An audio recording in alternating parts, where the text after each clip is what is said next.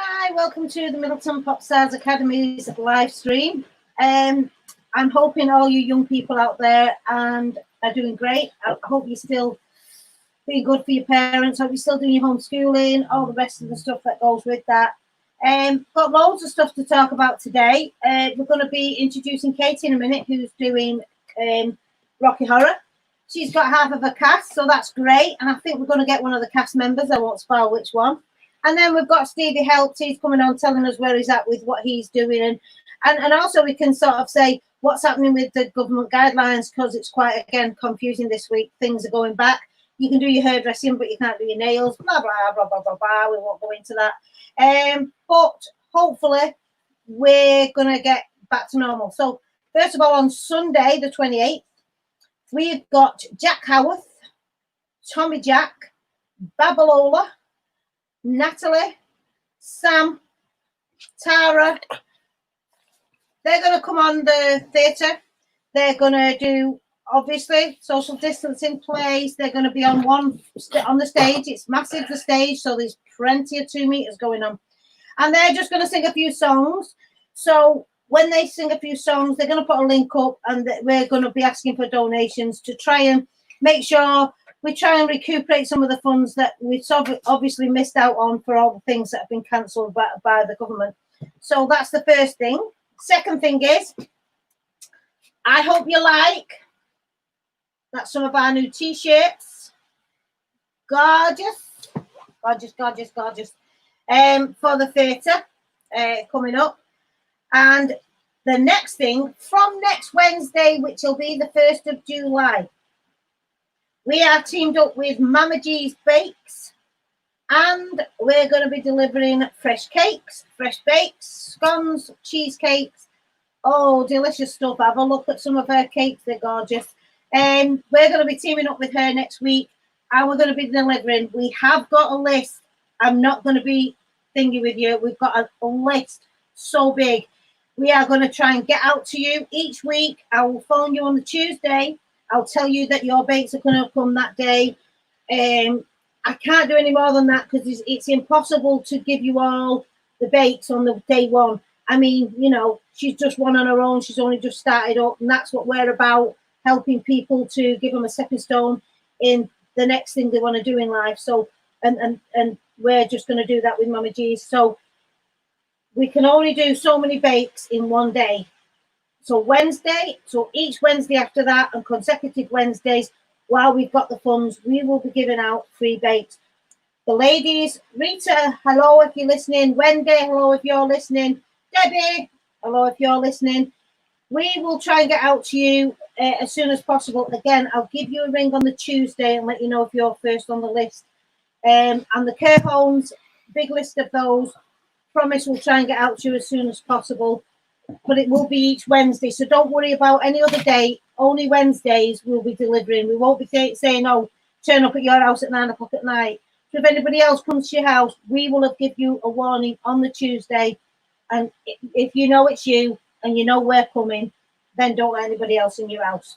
So I think that's my news for today, and tell people, come on. So can I introduce Katy, and she will introduce you to who she's got with her today. Hi. Hi, Katy. There we go. Yeah, so we've been doing the Rocky Horror Show auditions. The cast list is due to go up today, which is quite exciting. Yeah. And we've got one member of the cast to join.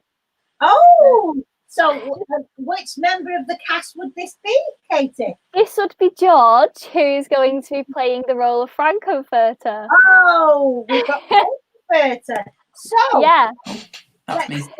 George. Hello. And so you're looking forward to it, George? I am indeed. It's the first time I've ever played a role like this before. I've done lots of roles before, but nothing like this before. So it's nice for a change. Yeah. Well, are there any other roles like Frankenfurter?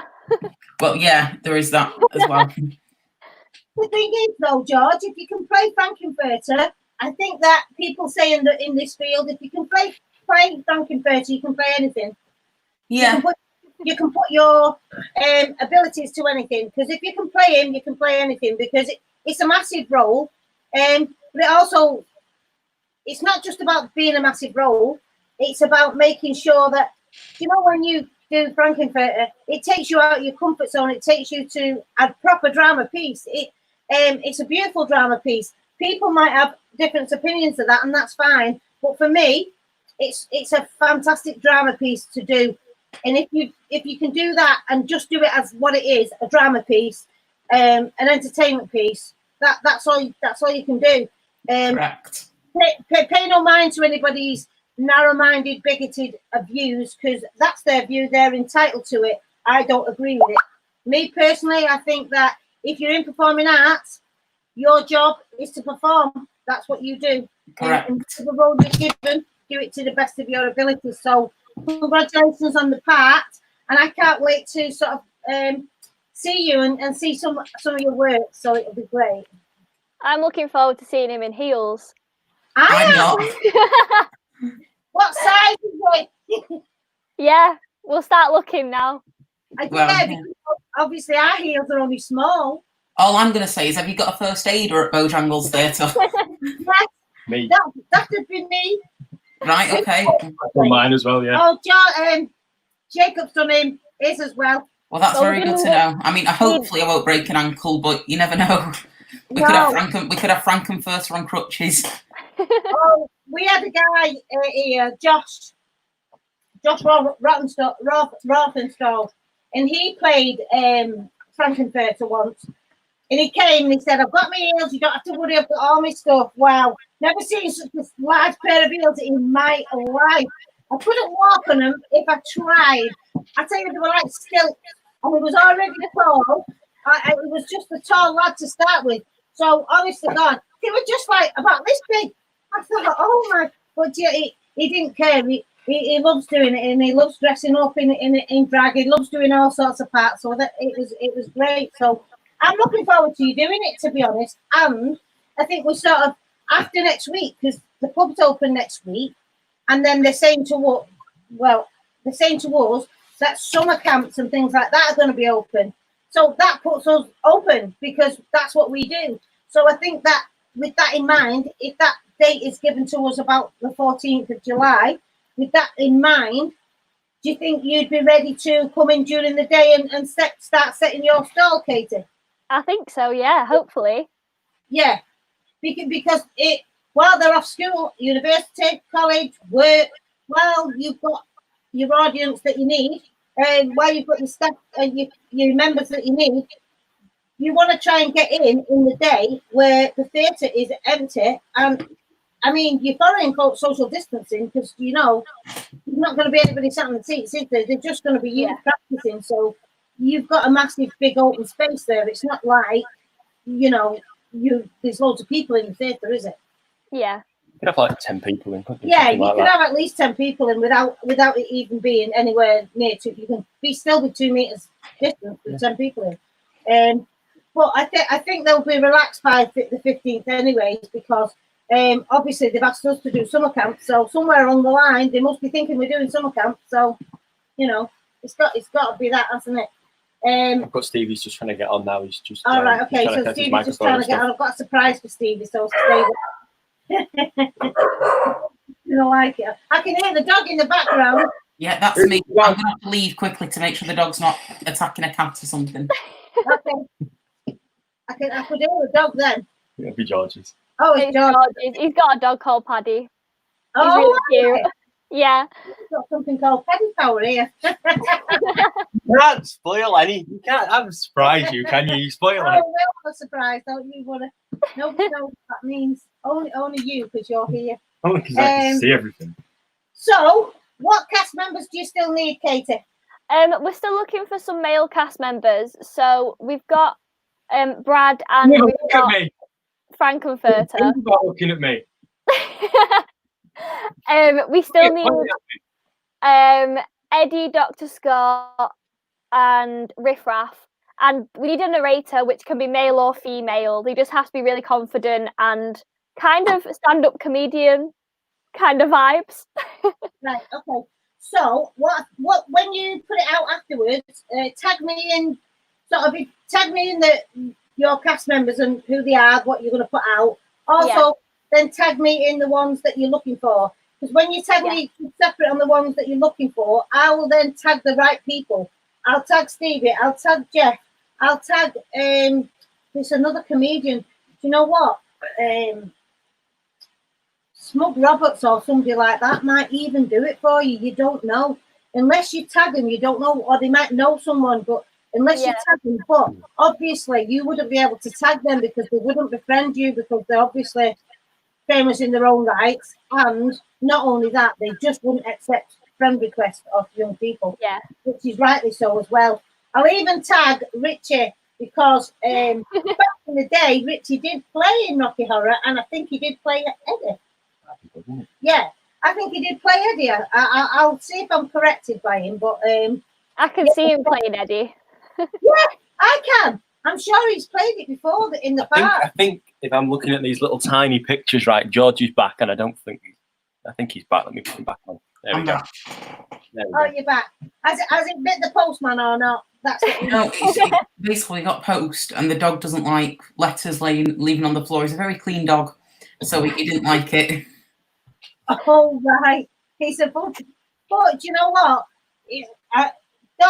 Dogs are good to bark when it stops people, really, to be honest, don't you think? Yeah. Because if there's somebody at the door and they're being like a bit thingy, I think it's great if a dog barks because it puts people off being idiots. Well, we don't know what kind of dog it is either. Yeah, I mean, it's not a dog that would go and attack someone, but I know, but it could be like a big German Shepherd or something. Yeah. Or it could be like a little Jack Russell. Hey, I'll tell you what, them Jack Russells, they're right. Do you know, my friend had 2 Jack Russells years ago, and you went to the door to knock on for God almighty, you would have thought there was a bloody dinosaur in her house with them 2 Jack Russells. They were so aggressively at the door, but once you, it's only Anne, it's all right. They're friendly. But wow, they were really snappy little bit. They might be small, but I'll tell you what, they had a right. They attack. They don't.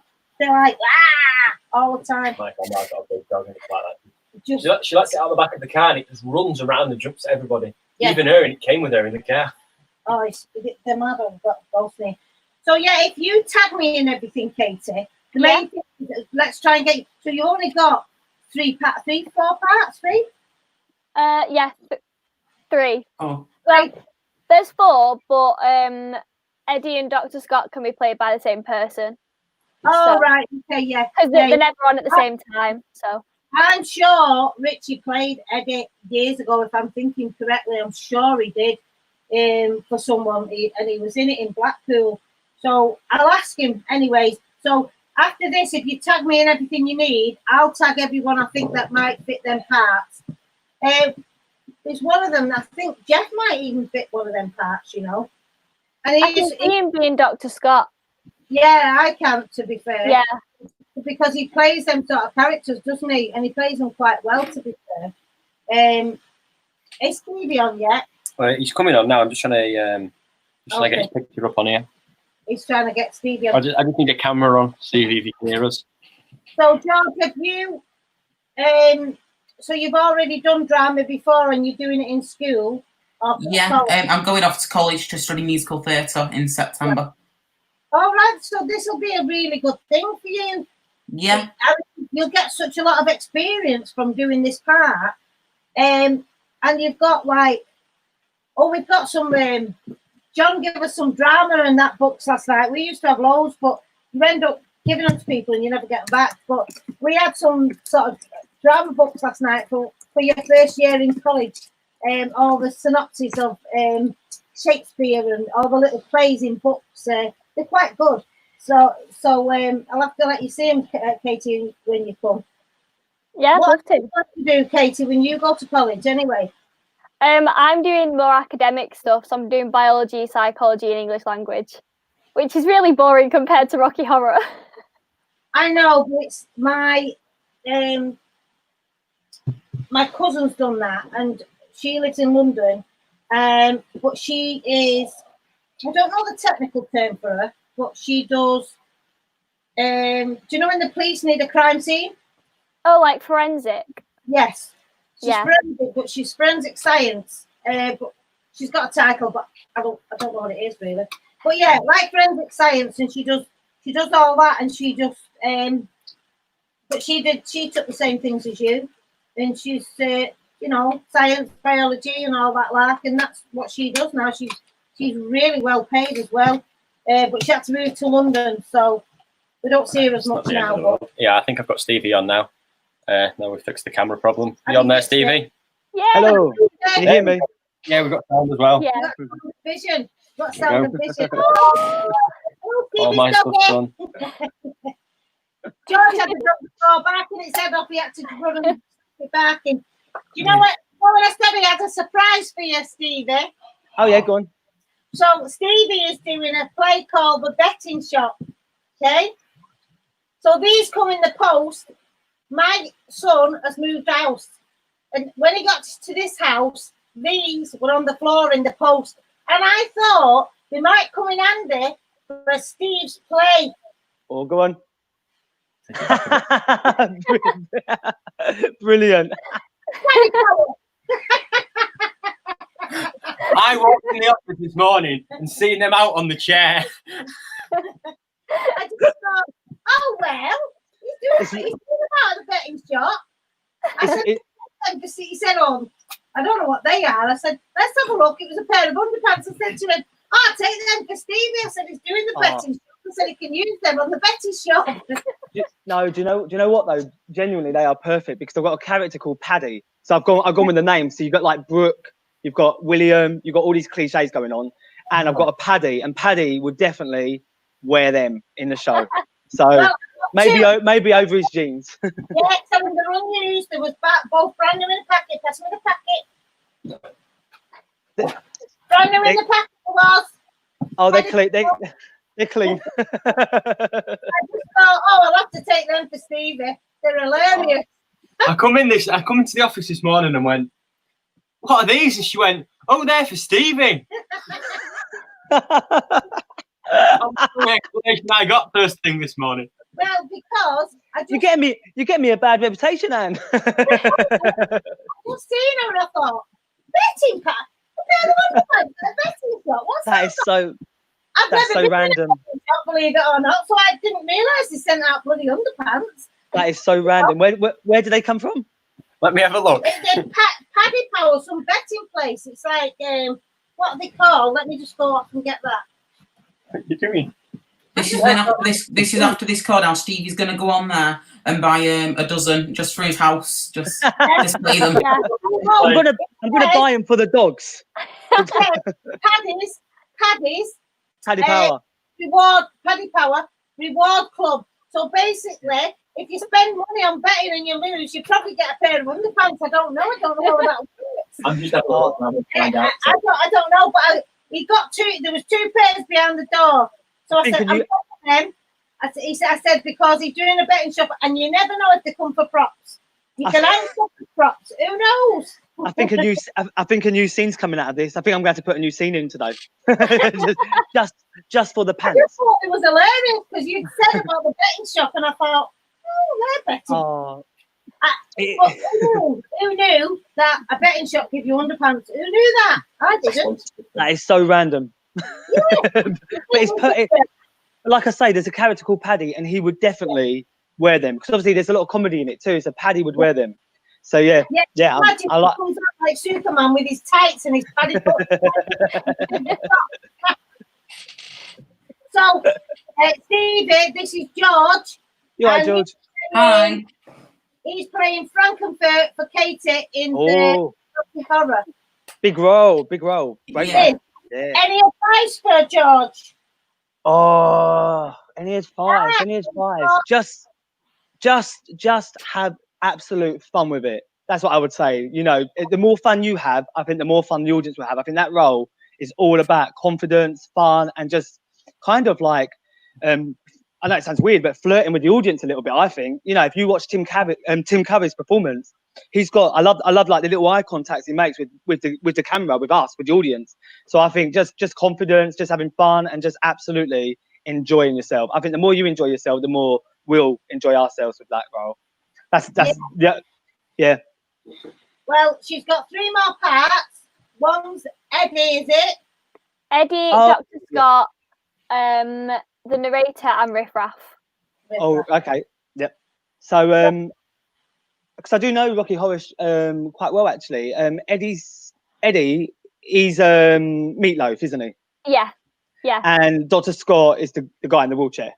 yeah. And Yeah. Are you having a wheelchair? if we can get one, my cousin Oh, okay. actually has a wheelchair. So if we can find a Dr. Scott that'll fit in the wheelchair, Yeah. then Okay. Yeah. bonus. Yeah. Have you seen any of the productions, Katie, live? Have you seen any of the? I went to go and see it last year, and it was amazing. Oh, where did you see it?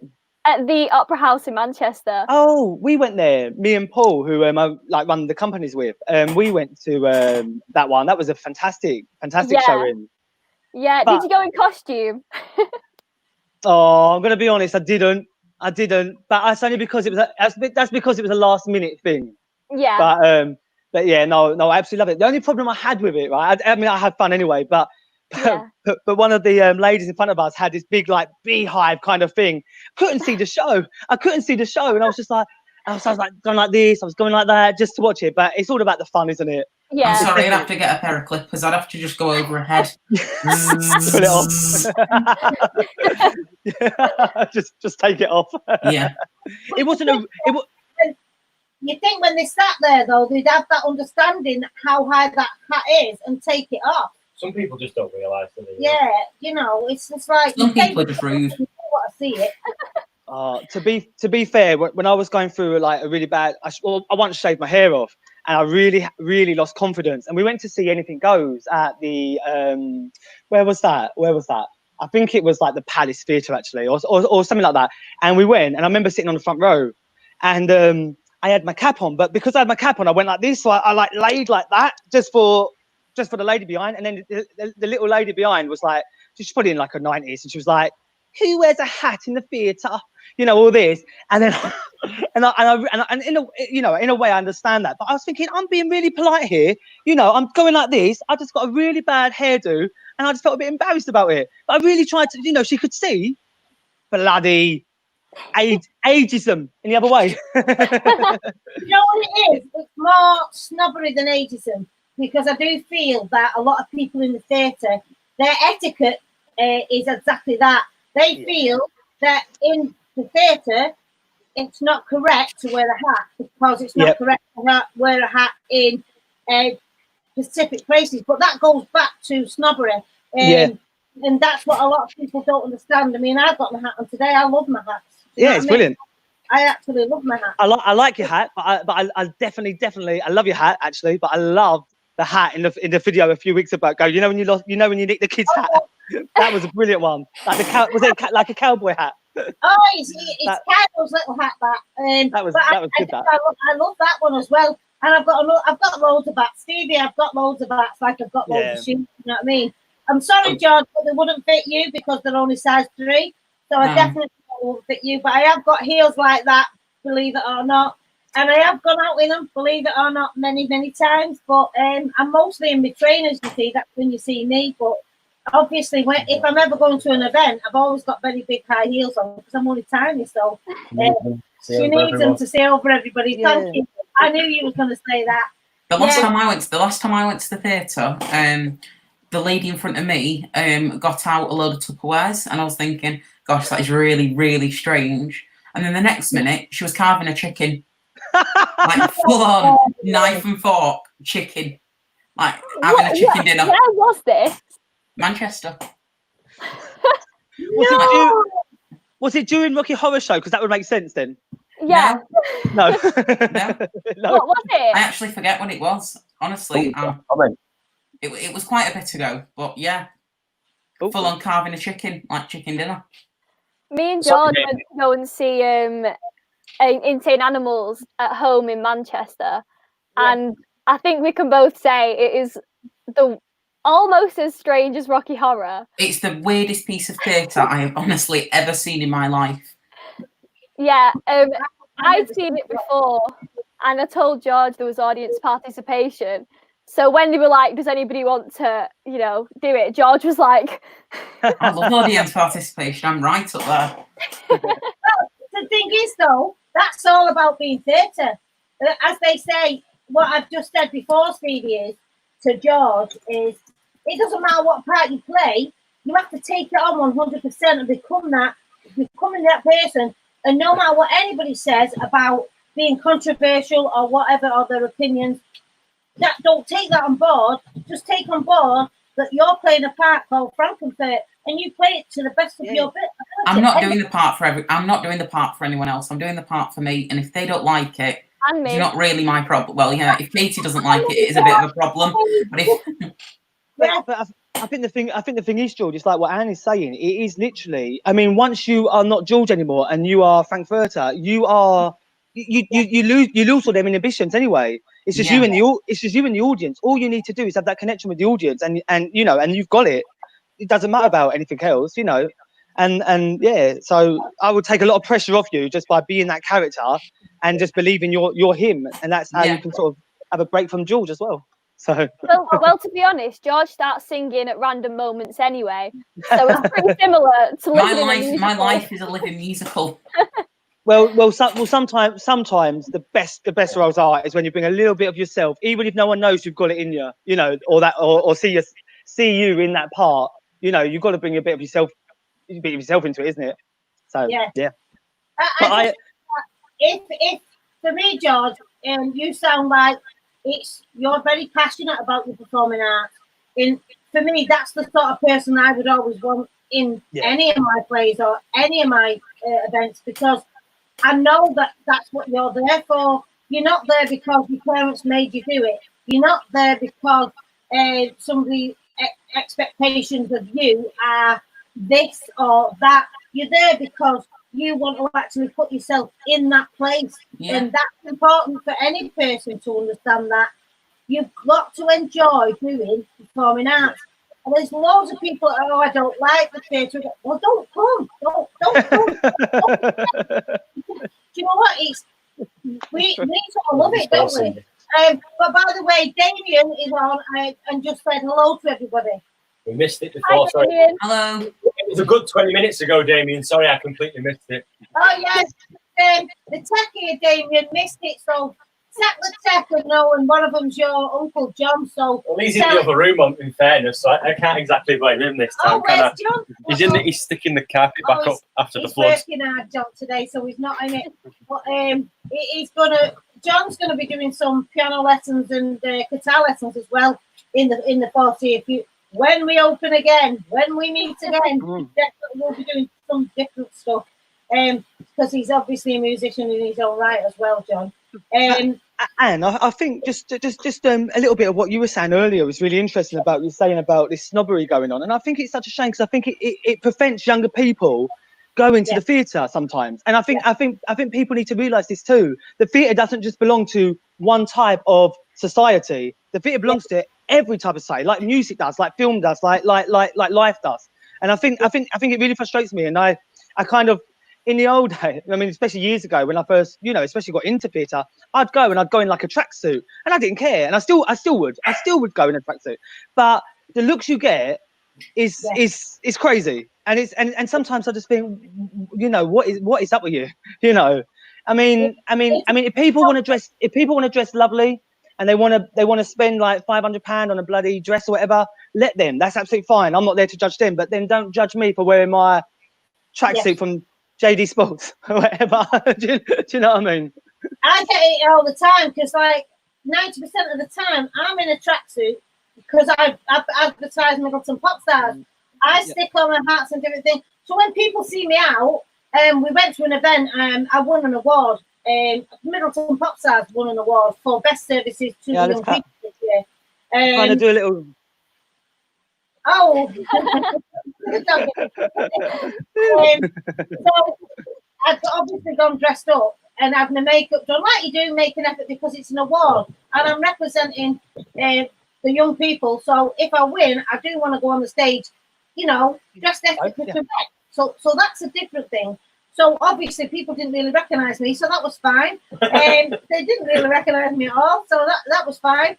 So when my name was called out as one of the finalists, and then the winner, it was like when I walked up to the stage, people were looking round for a mark and the one thing. The shepherds were all saying, she's not a marsh. We said it is, it's Anne. I must look different with my makeup on, I'm just saying. I mean, and the only reason why I'm wearing a shirt today is literally because I couldn't find anything else to wear. So that's why I'm wearing a shirt today. It's not because I'm trying to dress smart. It's just because I If I'm going to be honest, I did spend about 15 minutes trying to figure out what I should wear this morning. uh, I thought, you know what? I can't really go on a live stream looking like I've been run over by a bus. next time you won't care. That's why I Yeah. the camera, George. Yeah, that's where he sits on the other side of the camera. And to be quite honest with you, I always say, you know, if people sort of don't take me as I am, then they don't take me at all, because I don't feel like I need to sort of get dressed up or put loads of makeup on for this. I do it when I need to or when I feel I want to. So I always say I like to just be myself, because I think we come across the person you are for the community.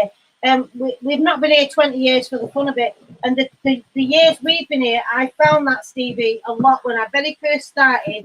The snobbery in performing arts was ridiculous, and the eliteness of what they needed or what they wanted and the grades they expected and the expectations of a young person was beyond the capability of some young people.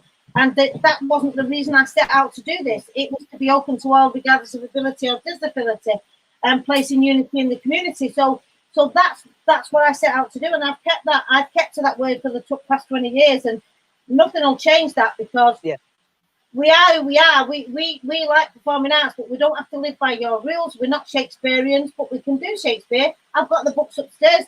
That's not a problem. But we're not Shakespeareans, and we don't walk around saying, "Oh, my darling." We just don't. And when I had to do Shakespeare, I burnt myself on I had to do Shakespeare. I was at the Miskin Theatre. That's where I first started my training. And I remember I got this Shakespeare, and I was playing Demetrius in Midsummer Dream, and I was like, "Oh my God, this is like a foreign language to me." But luckily, in a way, I had these. I got sunburnt really badly on a friend's sunbed, broken sunbed. I'm ginger, remember? So I got really burnt. I come up with all these bloody kind of, blisters that were big fat yellow things. So I had to be in hospital. And I just translated in that hospital because it's boring. I translated every little bit, and I got it. I got it, and I managed it. But I think the blisters made me kind of appreciate Shakespeare more. Being in that hospital board made me really appreciate Shakespeare. I think you can put your mind to anything, you know. And I probably did Shakespeare with a bit of a Cockney accent, but who cares? No, but that's what I'm saying. You don't all have to be Shakespeareans, but people again. The snobbery in Shakespeareans and the way that it's translated to young people, it puts a young person off. They think that it's beyond their capability. When in actual fact, if you actually do Shakespeare play, it makes you appreciate what performing arts is about, really. Yeah, absolutely. It's a quote from a musical, obviously, living musical. But it's something like, everything is possible, even the impossible. And I know that one. Is it Mary Poppins? Mary Poppins. Yeah, Mary Poppins. Return. Yeah, but it's just true, because everything is possible. I didn't realise we had one. I've just seen the little number pop up in the corner of the screen. We just Jacob's just telling us, because the text just sort of behind times. I don't know what he's doing today. I think he's left his head at home, because every time you ask him a question today, he's forgot it. So just to let you know, Stevie, Katy and George, there's 45 people watching us right now, so will you just give them a wave and say hi? Hi. I'm famous. It's nice to know that somebody's listening to our dribble somewhere along the line. Yeah, I feel sorry for them. Well, also there'll be more viewers as well later, because I think I was letting a few people know as well, and they were like, we'll watch after though. So I think so that's good numbers. Yeah.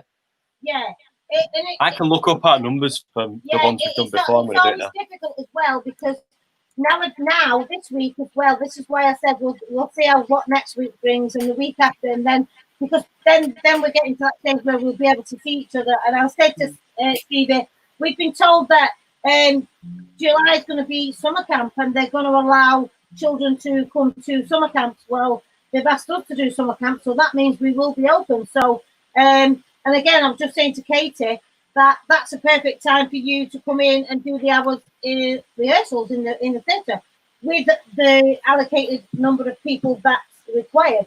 And you can do specific set pieces with the people that you need.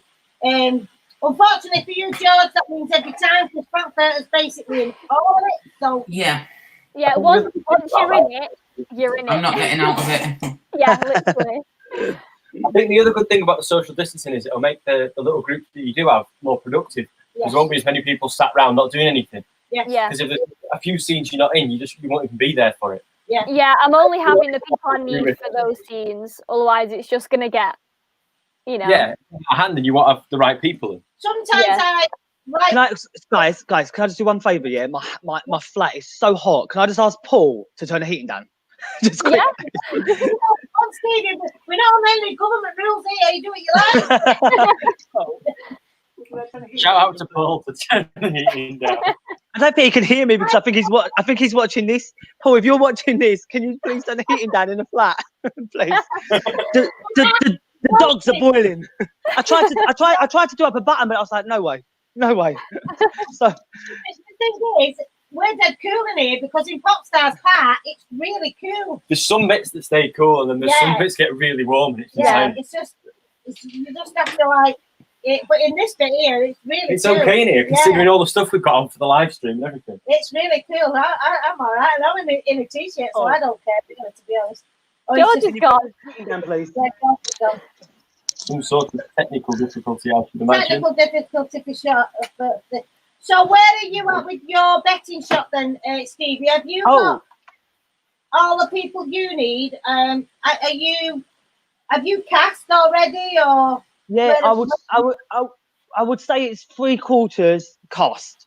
I'm keeping a few roles open, but yeah, I'd say 3/4 cast, but there's still, plenty of roles going. So absolutely. So yeah, just message if you're interested in auditioning or sending a little self-tape or just something. And I can send you the script to www.newlifetheatre.co.uk. Actually, that's the website. Let's go for the email. So it's cast. All on our Facebook page. This is the Go on. Sorry. casting at newlifetheatre.co.uk. I'm probably going to produce this through No Egos because I've got two companies. Obviously, one I run with Paul. Paul founded New Life Theatre, and I founded No Egos Theatre, which is more new. So I think this is going to be under No Egos Theatre actually. Whereas I think we did Sarah under New Life Theatre. It's Jacob knocking the place down. Do you mind just back? I'm gonna put that back. I do have a quick thing for a woman's left us a nice comment. She says, hi, I love the chat. I've got to go in a sec. Break a leg with Rocky Horror, Katy and George. Looking forward to performing at Bojangles Theatre again, Anne. Hairdo okay, Stevie. I can see your face. Barbara Ashford, if anybody knows her. I Barbara don't Ashford. recognise the name, but I'm not on. I probably should. Your voice is still on. I'll just sort the camera out now. Yeah. So yeah. Sorry, the problem I have my hair is I'm baking. Sorry, I'm sweating. This house. I'm gonna have to open the window. I've got mine open. Do you know what? Otherwise, I'm gonna sizzle to death, and I'm just gonna look like a tomato or something. Or if I don't already, I'm just gonna open my window. I'm so sorry, but this is live, isn't it? This is all the fun of it, isn't it? It doesn't matter, Stevie. We're not under any rules. Go and open your bloody window. I don't want you roasting alive. Just like I'm going to have a drink. So there you go. We can all have a little break. Remember Barbara, I think. I think Stevie's he's gone one way and he's gone the other way to go and turn the heat. Yeah. We've got a big comment right across here. Yeah, I know. That's the one I've just read out. Okay. I've just popped it on the screen. Well, hi Barbara, and thank you for watching. Yeah, thank you. We're at the Bojangles Theatre soon. And we're just chatting because we're obviously dead excited about Rocky Horror and we're dead excited about the betting shop. So 2 great plays to look forward to. And again, Barbara, if you're interested in auditioning for any of the parts, Katy and Stevie's parts will be up on the link. All the information will be on the link. So if you want to, or if you just want tickets to come and watch again, that will be up later on and all the information will be sent as soon as we know it. As soon as we've got a date, we'll be there, won't we? Oh, hang on a minute. I think we've got Stevie back. There we go. Now. What day is it? I've just been to sleep and woken up again. Oh no, it's Wednesday. It's Wednesday. John did this morning. He went, tell him it's crazy Tuesday. So Jacob, it's Wednesday. He said, I know You that's said why it's it's Wednesday. crazy. You said it, I not said me. it's Wednesday. He said, I know, well, that's why it's crazy. I texted him this morning saying, have you got the link yet for the live stream? And he was like, I forgot. We almost didn't have one. He has forgot. Every time you speak to him, he forgot he had a conversation, right, with my husband, and I was there. He had this full conversation with my husband. So my husband asked him about it. And he went, I don't know what you mean. I went, he said, you show me. He went, I'm not spoke to you. I went, I was right there. Barbara's back again. She's just said she played Helen, which is Sarah's mum in Sarah. Oh, Yeah. And she's in the betting shop. Helen. And a fine job she did too. Yeah, she did a great job. And also Barbara is doing the betting shop. So they're two very, very different roles. Barbara is an absolute fantastic actress or actor in terms of modern words, political correctness. Yeah, she's a great actor. She played Helen in Sarah, and she was fantastic. And she did the betting shop when we did it at the Lowry, and she's doing the betting shop now. We're doing it at Bojangles, so really exciting. And she's playing in the betting shop. She's playing Rosie. Maybe she might be. We're talking about it. We're not 100% sure yet. She might be playing two characters actually, Rosie and Iris, who are both two different characters, but both based on my nans in a way. Obviously, I've added stories. I've taken my nan to prison and all that, and given her a bit of a dark backstory to some degree. But other than that, you know, that's. I love watching the plays that are different and outside the box, and because you know that's the characters that is. I just love different characters. I love different things, and we don't always want to play the same tune, do we? On the same fiddle, we just don't. You know what I mean? It's nice. It's nice to do all different things, Stevie. But and Barbara. I love finding someone like Barbara though, because Barbara, she really, do you know when someone really just cares? She cares about the car. She cares about the car. She cares about me. She cares about my dogs. She cares about herself. She cares about performance. She cares about her clothes. She cares about a costume. She cares about every little detail. And you know what? And you know what? She is a pro. Like she's just fantastic and a fantastic person. So that's why Barbara's in a lot of my shows now, because I think we just got a great working relationship, and I think she's a really good person to have about, and she's funny. She makes me laugh, you know, and she can talk. It's never boring, you know. It's so like there's lots to love about Barbara. Like us, we come on here trying to do. We think we're going to do like half an hour's worth of a slot. You all get talking. I'm sat here watching the time. but you're 5 minutes now. Just throwing that one out there. Oh, I'm just going to throw this out there now because Stevie wasn't on before and I don't think he heard us.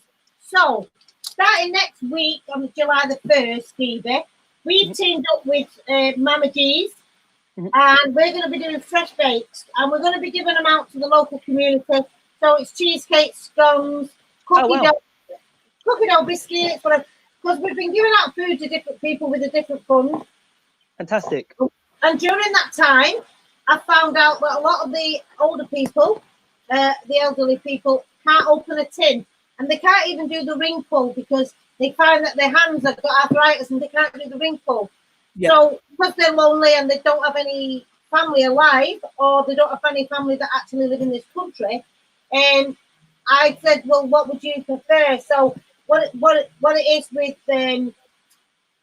what they've asked for was there any fresh cakes or there's like a nice bit of like a nice scone, but it's very difficult to get hold of that sort of stuff at the minute. You know, you can go to Tesco and get packet stuff, but it isn't the same as a nice fresh bake. So yeah, from July, each Wednesday now, we're going to be doing fresh bakes and we're going to be going out in the community. So again, if you know anybody that you want to tag along, that you know that local community that could do with a nice treat. Who's travelling? Are you travelling, Anne, to do it, or have you got other people doing it for you? No, we're going to do the travelling, But the Yeah, bake's being made by Mama G's. Yeah, well, if you need any help, let me know. Yeah, because obviously with social distance, but I'm happy to come and help as well. And I'm sure Yeah. Paul would love to do that too. So Yeah, because what we'll do is each week we'll have who's going where. So like at the moment, I've got 9 care homes just this week, and I've got like I've seen the size of them lists in the office. The list are quite long. I know that, but it is what it is. And as soon as I put it out, I was just a bit inundated. So yesterday, I think he'll tell you I didn't hardly move from the computer. I didn't even have my dinner, did I? Yeah. But the phones, I was on one phone and he was on the other, and I was on the phone to you, Katy. So Yeah. and I think I would like to do something good because I think I've got a lot of guilt in a way because when I was younger, I lost one of my nans, and I decided after school that I would do a training in a daycare centre for elderly people, and I did that for about a year or maybe 3/4 of a year. But I started getting a little bit down because I used to get attached to a lot of the people there, the elderly people. Maybe replacing my nans with them but they were fantastic and they loved me because I was young and like silly and stuff, and they seemed to enjoy that. And I really enjoyed like keeping them company and talking to them, making them teas, doing all that for them. But the problem I had was I made really good friends with this 101-year-old, and I used to have this like Red Devil cap, it was called. It's like Red Devil, and she used to stick it on her head, and she was brilliant. But one day when she passed away, I know she's 101, but I just thought she'd live forever. And I remember I got really emotional, and the care worker said to me privately, she went, "You can't get like that." And then she went, "Oh my God," she went, "I can't believe I'm being like this." She went, "I've become so cold." And literally the next week I decided I don't want to ever get that cold with people. So I gave it up, and maybe a bit more selfishly, and I went and did my GCSEs again and got into drama. But it always makes me feel a bit guilty because I feel like I felt like it would have been a good, nice path as well to go, to do that kind of care. I think your path that you needed is the path that you've taken because you are definitely a performing artist. In your life. So I think that you was meant to do this, Stevie. Yeah. And it doesn't stop you now just adding on something little, but not into the full capacity. There you go, Katy. You've gone then. Not to the full capacity as just being that carer, because I think it's very difficult when you. I've done it because it was part of my training, believe it or not, and I did over 12 months in a care home as part of my training when I was doing stuff. And it's very difficult when you're not a cold person and somebody you're coming in and you're looking forward to seeing them that day, and then the chair's empty and you think, where've they gone today? They're always in that chair. They're always waiting for me. And then they say, sorry, she passed away last night, and it just hits you right in the stomach. They've got that used to it, but I would never be used to that sort of thing because I'm a loyal person, you see. So when I'm doing something for someone, it's 100% or nothing at all. Yeah. So, same. Yeah. I just thought I wouldn't be able to do that as a job, but I jump in and out of it, which is easy. Yeah. But then you're doing good. And right now, I've been delivering to loads of different elderly homes, and I've got all the cake lists for people, and it'll be great to drop them off. And I've had some lovely cards. Rita, I don't know if you're listening, but thank you for the card. It's wonderful. But she's sent me a lovely card saying how much the food meant to her, and she's on the list for the cakes as well now. It was really nice to see that card. Yeah, it come through. It was in the post box. It was dead nice to get. And everything, very old-fashioned way with the stamp and everything. It was lovely. And you know what? I did exactly the same back. I put a letter from Middleton Popsaz in a letter with a first class stamp and sent it back to her and thanked her as well, because sometimes you forget that people of a certain age do not like technology, and if they do, they wouldn't go on Facebook. Their way is a proper letter, handwritten letter, and that's exactly what a very nice touch as well. Yeah, it's a nice touch that they bothered to wait. But that way you can dip in and out, you still feel like you're doing something, but you're not to that. Yeah. It takes a lot of what? Not the same level, is it? No, it's not the same level. Attachment. It's not the same attachment, because I do feel you need a strong.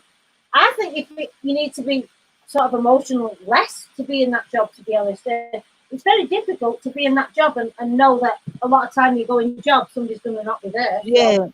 Well, I think it's the way I am anyway. I think like even in these terms of like I really don't like this word professional really, because I think it's kind of it can make people I think quite distant and quite cold to feel like let's be professional. But the time I hope I am professional. But the thing I like with actors and the best actors I get on with and work with, one of my favourite casts, I know I shouldn't have favourites, but was Sarah, because and we've all stuck to this group, this chat, and that never happens. Normally in a show, people get busy, they leave the chat, they go. We did Sarah quite a while back now, didn't we? In January.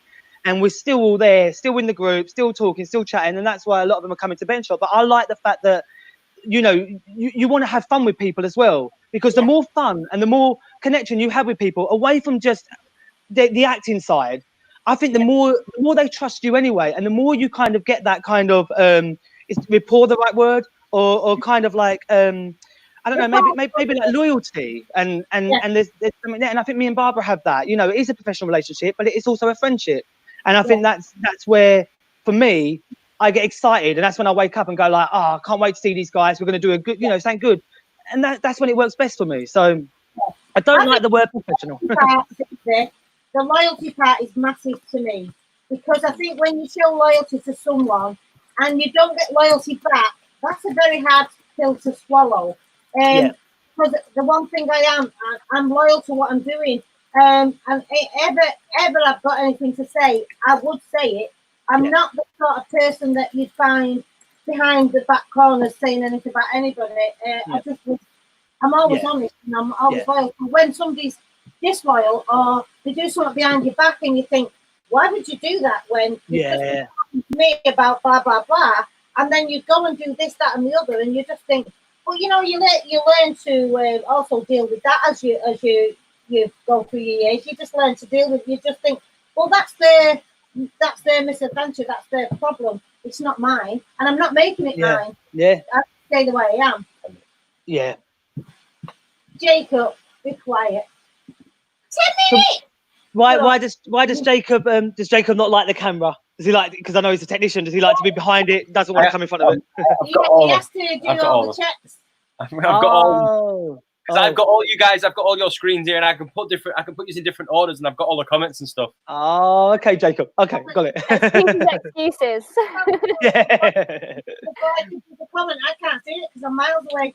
I was watching some of the videos back, and what was this camera with your legs?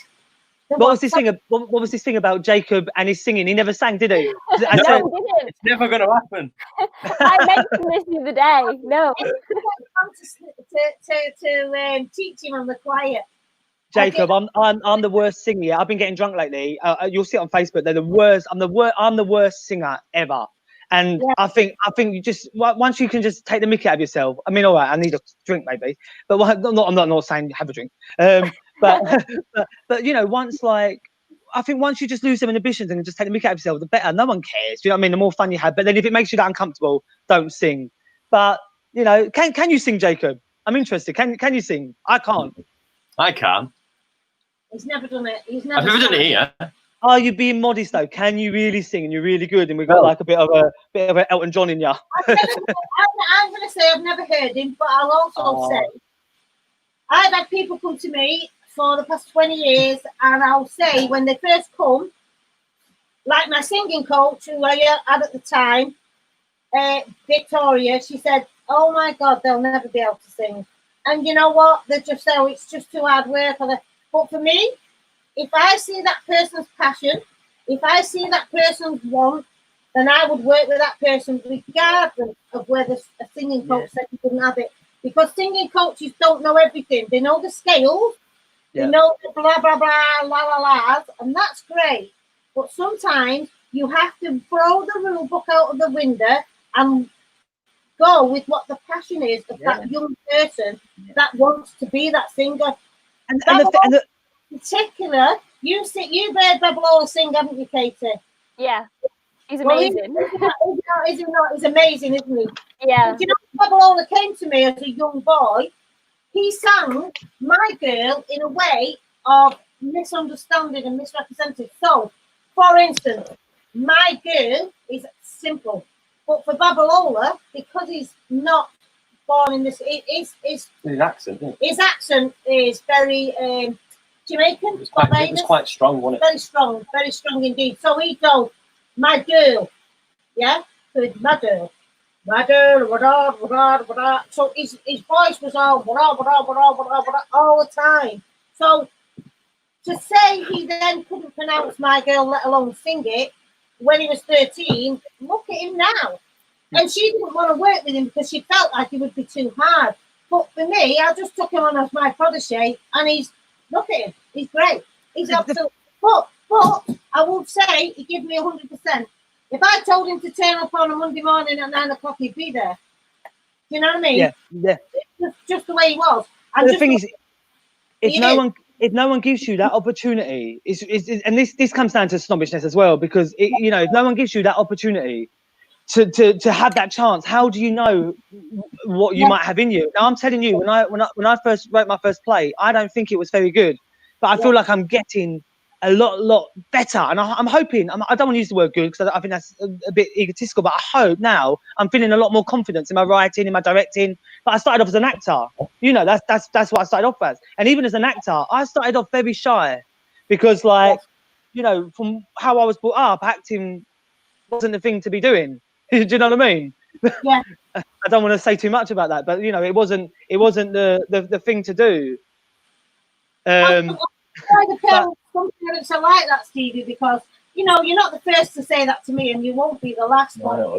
I know loads of people still now say their parents said it's not a proper job, and tell that to people like Tom Cruise. I'm just saying, Anything's a proper job if you can earn money doing it. Yeah, I mean, it's sometimes it's not even about the money. It's about, I know you've got to earn a living, but I don't think anyone should ever stop a child being, producing what they need to produce. Whatever it be, whatever talent a child has got, whatever talent a child feels they need to produce, surely as parents and surely as grown up, we should give every avenue possible for them to explore. Surely. And the thing is, Sandy, it wasn't about parents. It was more about it was about like neighbors and friends and people and sometimes it wouldn't even just be about like, if you, I mean, back there it came with a stigma, didn't it? If you do acting, you must be gay. It doesn't matter anyway. Who knows what I am? but who cares? But the thing is, I don't think like it's such a big deal. I don't, because I mean, to be honest with you, I'd say 90% of my lads have been gay, but that's not my business. No more than me being heterosexual is theirs. And that is something I will always say, and I've always said to Josh, to all the lads, and they all know me. I've worked with them for years. Carl, all of them. At the end of the day, I do not have to walk in a room, Stevie, and tell anyone, by the way, I'm heterosexual. By the way, I'm coming out and I'm heterosexual. I think it's a stigma for any person. Your sexuality is your own private business. It's no one else's business. Coming out to what? Why do you have to tell people you're gay? Why? And it would go beyond that as well, because it would also be things like, oh, you're an actor, but that's not a real job. Oh, ha ha ha. Like people would laugh at it. What do you really do? They would laugh. That's it. That's it, Jacob. Yeah. What's your real job? And I think that still goes on now. But of course it does. Well, not in this place. Because when you're in this place, you just come through the door and we just all work together as a team. End of. There's no iron team. If anybody comes in here and they want to work at it, we're just here to support. That's what we do. That's all we do. I'm not interested in anybody's sexuality. I'm not interested in anything. As long as you're nice to me, I'm nice to you. That's it. That's how it works. And can you invite Boris? I know you're planning on going to see Boris Johnson. Can you invite him over to yours? Because apparently he thinks that the theme parks can stay open, the cinemas, the pubs, but not the dangerous theatres. The pub can be open, the theme parks, but the theatres are so dangerous they can't stay open because apparently the theatre is a really dangerous place or something. What is his problem? What is he talking about? I would feel safer. Oh, if we get an email later, don't worry, I'm on it. Oh, please. Invite him over to Bojangles, Let's just show him how it can be done and how it could work. Because at the moment... I don't get where... I think... I know there's a lot of people setting, but really, you should know that we are theatre people, not just me, theatre people would have already had a plan for social distancing. We've already done it. Our ticket system does it. So basically, you get the graph and it basically says social distancing. It works itself out where it is, and you've got people sat there, nobody there, sat there, nobody there, and it basically works it out. So you've got a seating plan from a social distancing aspect, and we're not the only people to do that. You know, big theatres will be able to do it in abundance. And the good thing is, Anne, and the good thing is, if people stink, you don't sit next to them. Yes, exactly. Yeah, you will see past everyone's hair. Big hat. Yeah. And the thing is, Stevie, I know that they've contacted me about summer camp. They're saying from July, I don't know what the date in July, I think it's the 15th, that playgroups are going to be open and summer camps. We're part of that summer camp. So for us to be allowed to let children into a summer camp, don't think for 1 minute that my experience won't be able to come here and do the acting. I've told Katie already to start looking at dates that we can look at for practice. Monday, Tuesday, Wednesday. We've got from 9 o'clock right till 3. We're open. Let's get them people in. Let's get them hours in where you could say, right, I've got 5 coming today. They're going to be social distancing. We're going to do this set. We're going to do set 1, set 2, set 3. We're going to do scene 1. You know what I mean? Because you don't have to have all your 30 actors or actresses together anyway. I think for Stevie's play, I'm not sure about this new one, but the last one, the cast was actually quite small, wasn't it? Yeah. How many people was there in Sarah? Oh, maybe about 10 maybe. Yeah. So you're under the social distancing scheme anyways. But I'm going to actually send him an email saying, does he actually understand what a theatre does? Because he does need to understand that we do not come under the category of theatre. And like I say last week, I know I don't want to sound like really cliche, and I keep using that word. That is cliche. I keep using that word cliche. But like theatre does save people's lives. Theatre does so much good, and he's just going like, oh, people need a drink. People need this. People need that. Well, actually, do you know what? Do you know, you're talking about kind of like going to the shop to get, you know, your urgencies. Well, theatre is an urgency for a lot of people. Certainly one, you know, for a lot of people. So come on, you know, like he needs to get through. I'm not going to name anybody, but I do know certain people over this time that have always had us to rely on. Have really, really, really struggled, and it's hard. So we just tried to keep that contact, keep going, keep talking. One of them came here for a meeting last week, but again, just on a one-to-one over the desk. At the end of the day, it's a very difficult time for people. And yes, we're all in the same boat, but guess what? We didn't all come off the same conveyor belt. So what's good for you is not good for the other person. And if one person's life saved by the theatre, then so be it, because that's the job that a theatre does. If a person's life saved by going to the gym, so be it. We all have different aspects in life, and we all need different aspects in life to keep us ticking and to keep us going. I don't think having everywhere else open and then he's not allowing gyms to open, is he? No. Gyms and theatres were last on the list. I think although it's not working out bad for me, this gym thing, because I've got this like personal trainer now. Yeah, I'm trying to get a bit more fit. And he does like online. But you save a bit of money. You save a bit of money online though. So like that one I'm alright for at the moment, selfishly. But yeah, but they should open them. You know, especially you can social distance. Yeah, I don't know whether I'd be able to sort of go online and listen to a personal trainer. You'd be shouting back at them when they can't hear you and all that. No, because I've done PE all my life. I'm a personal trainer. The good thing is, I'm a qualified personal trainer. The good thing for me, Anne, though, is that I sometimes I think I need that telling sometimes, because I can walk, I can do all that, but exercise and lifting weights and stuff, no, it's not gonna happen with me. So I do need someone going, come on, you know, and he does. About it as well. Yeah, I can't.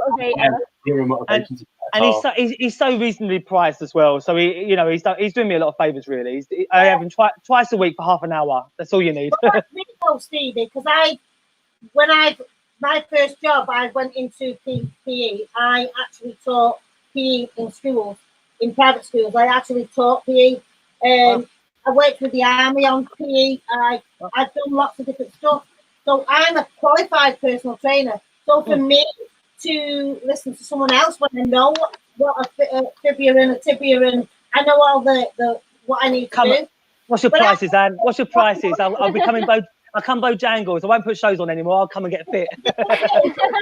That's why I find it hard, because I like my gym time now, so I can just go in and not worry about anybody else. So I can just do my thing because I know what I'm doing. You've got stuff in the office upstairs as well, haven't you? I've got stuff in the office. I've got stuff at home. I've been up since 7 this morning. I'm like, this when we wait. You know, up the debate.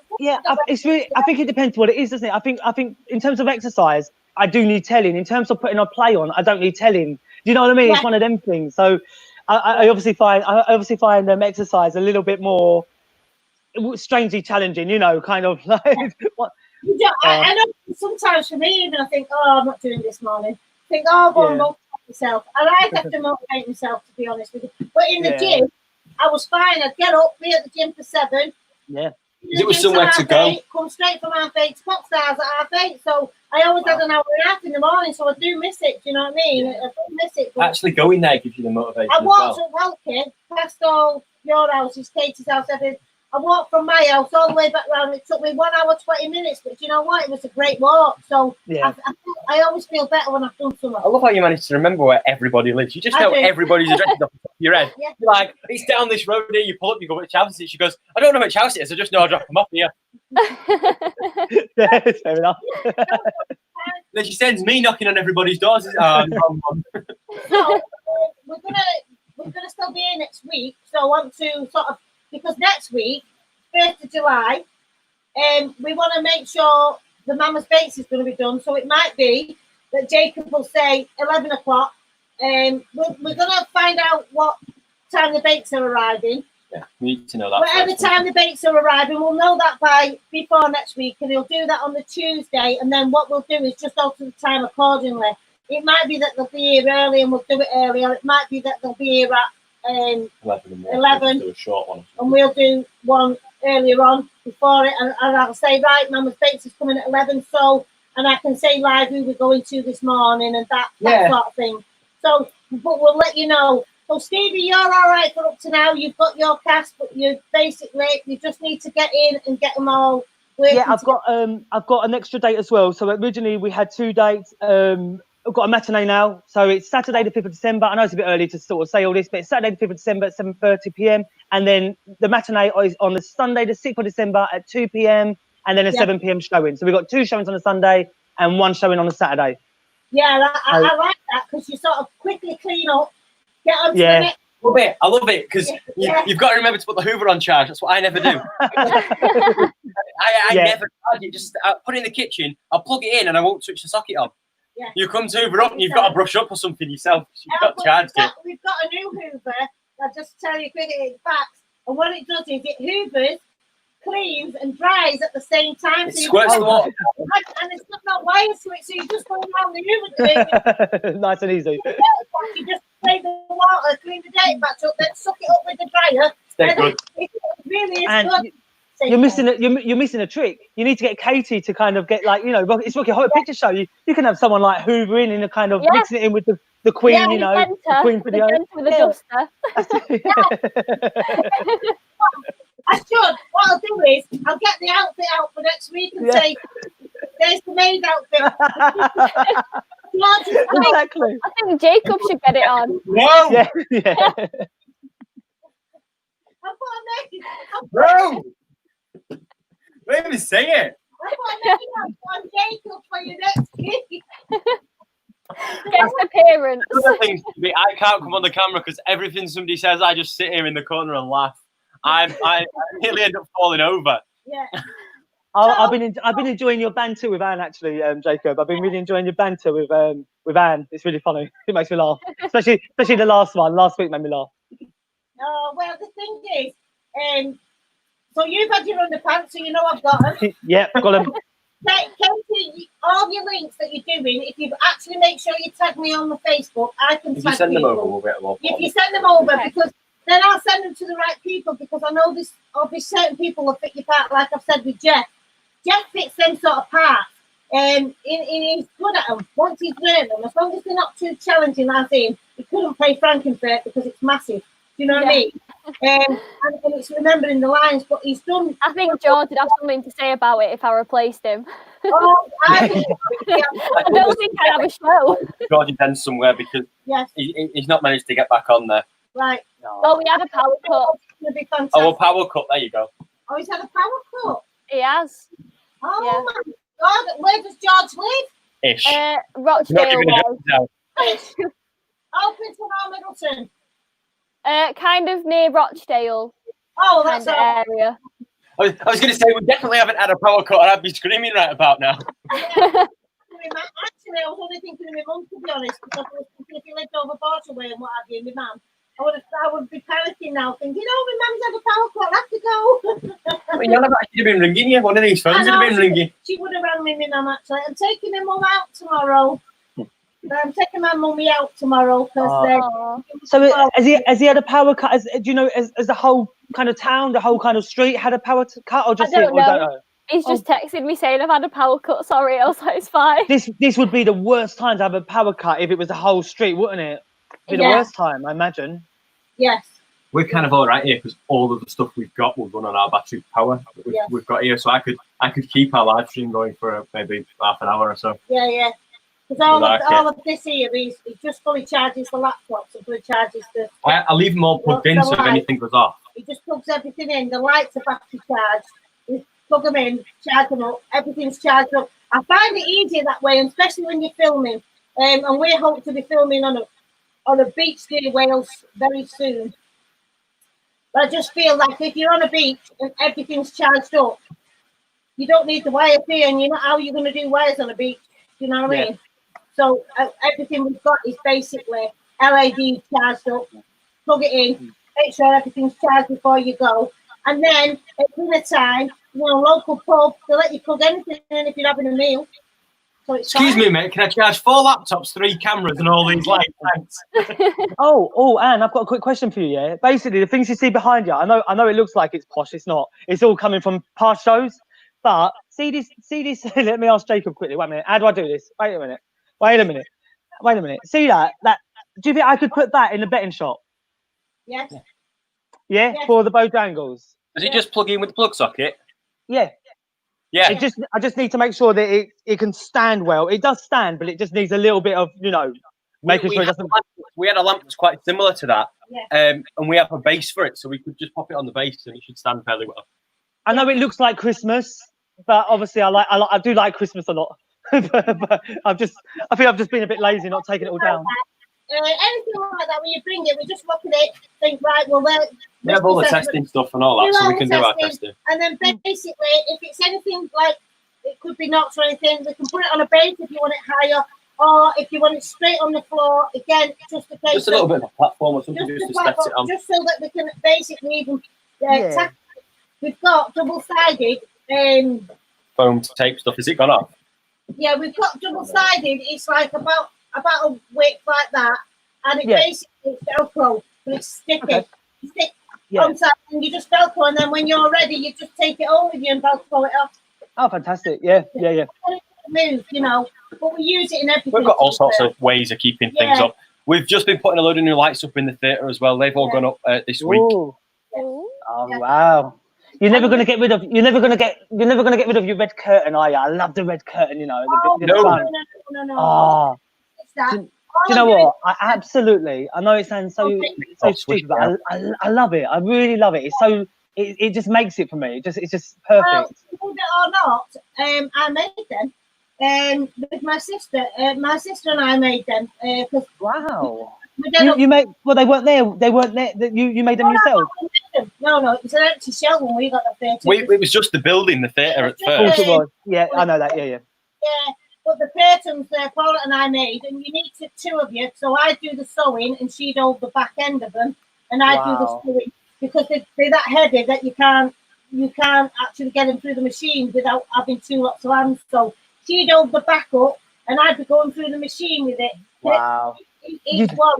Last time I tried using a sewing machine, I'm sure I stitched my hand to the piece of fabric, didn't I? Yeah. I've got a sewing machine downstairs. I'm a bit scared to use it now. Just don't give it me.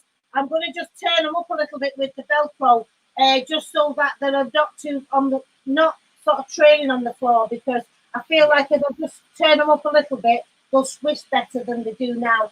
So I'm just going to turn them up a bit. I'm actually not going to put it off. I'm actually just going to Pin it up at the back. Pin it up at the back with some Velcro stuff I have, and make sure it just swish better. So yeah, cool. Yeah, brilliant. We've got loads of different changes from the bar end and the other end. So give us just time to do that. But now I want people in.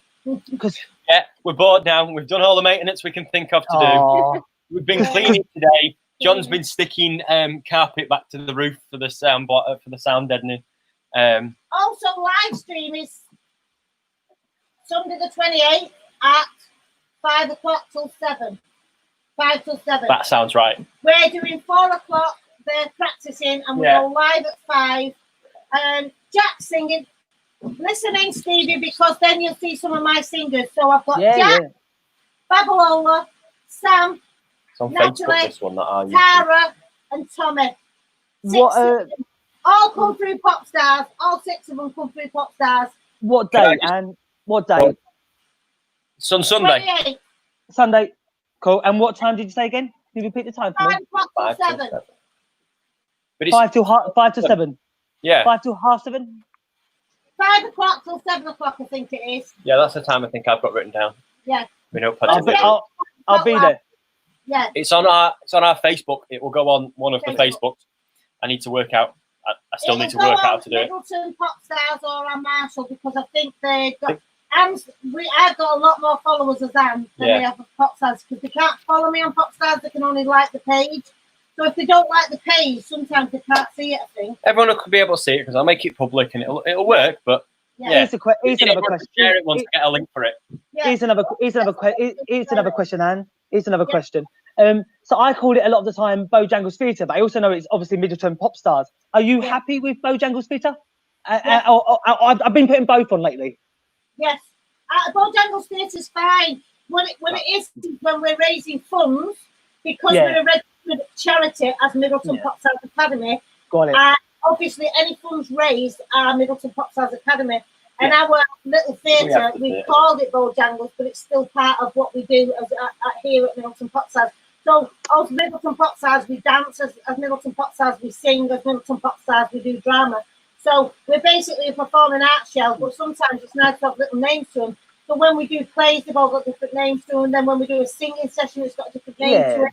Because it's not, you don't want to call everything Middleton Pop Stars name, really. But the thing was done as Bojangles because the young boy, Jack McLean, who was with us from being 9 years old, passed away on his 19th birthday. And it was named after him because his favourite song was Bojangles, Mr. Bojangles. I love that song. I love that song. And he sang Frank Sinatra when he was 9, My Way. Wow. And after 11 years old, he sang it for a guy called Joe Cullen, who was a massive, big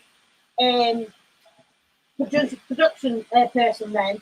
And he sang it for his 90th birthday at the CIS Centre in Manchester. He was only 11 and he closed the show and stole the show at 11 years old. Wow. And when he finished singing My Way, I have seen that video. Have you seen the really video? Good. I think it's on our YouTube if somebody wants to go and have a look at that. It's on our YouTube.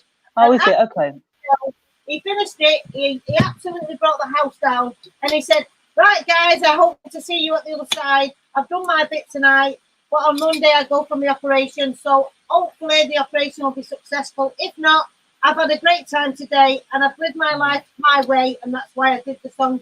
Wow. And he just floored everybody because no matter what, he was having a massive operation on the Monday, but he said, "You know what? If I die, at least I've done this." And that was his outlook on life all the time. Yeah. You know, he was just a great young man, he was.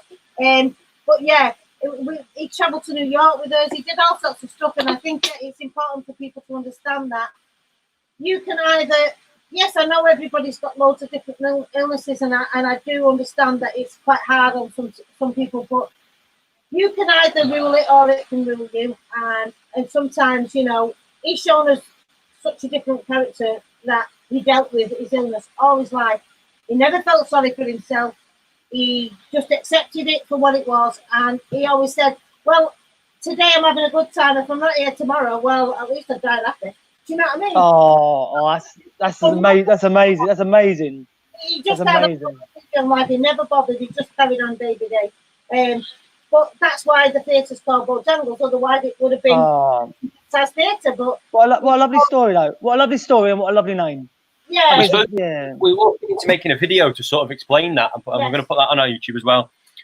Sort of internet pop stars and how we got that kind of stuff. Really like nice story, and I think also it's lovely because it's like you can talk about dying really sad, you know, but you've made it just sound so I don't know, not positive, but you put a spin on it, and I think that's inspiring for a lot of people.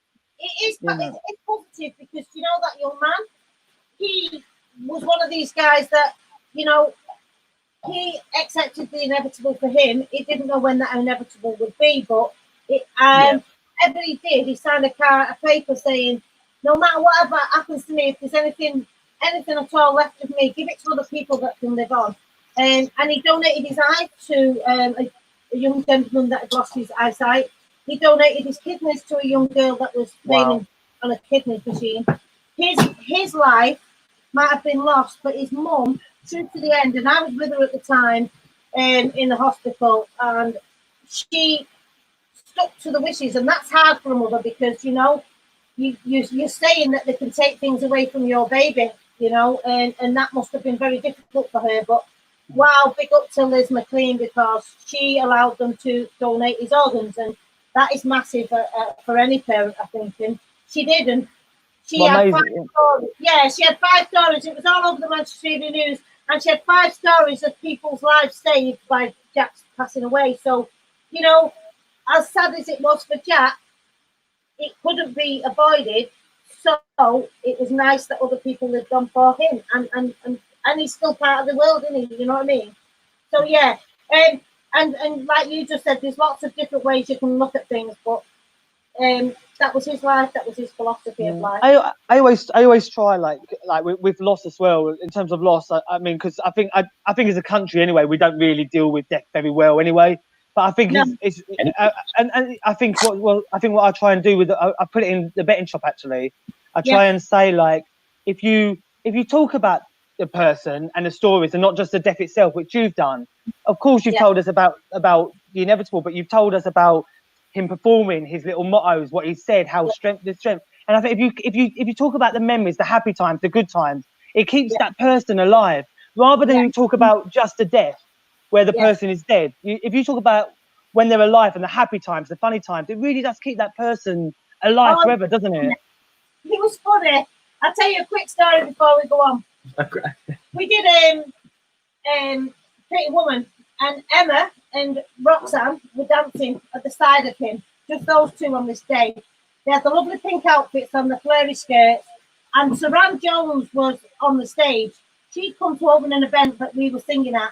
Jack was singing Pretty Woman, and the girls were his dancers. I said to the girls, whatever you do, remember, don't turn him round. If you turn him round, he doesn't know where he is because of his illness. He's disorientated. Just let him do his own thing and you do your dance.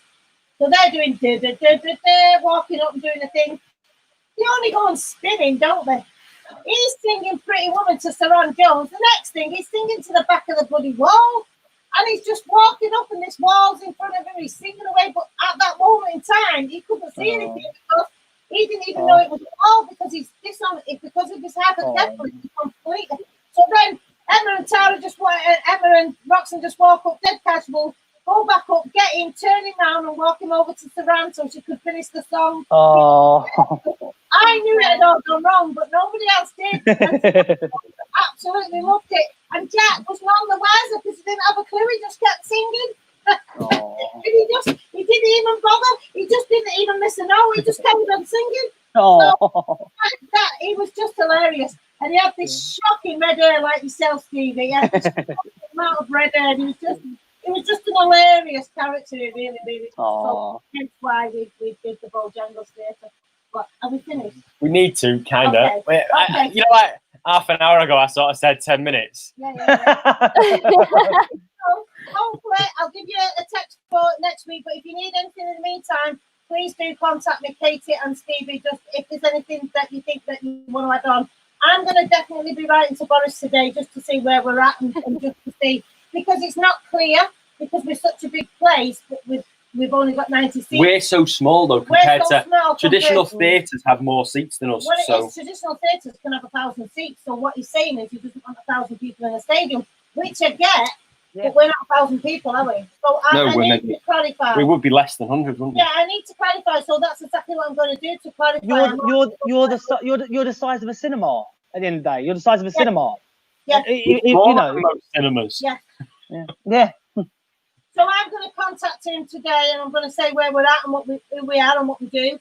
And I'm just going to say, what category do you put us under then? Because if you've opened cinemas, there's at least 500 people.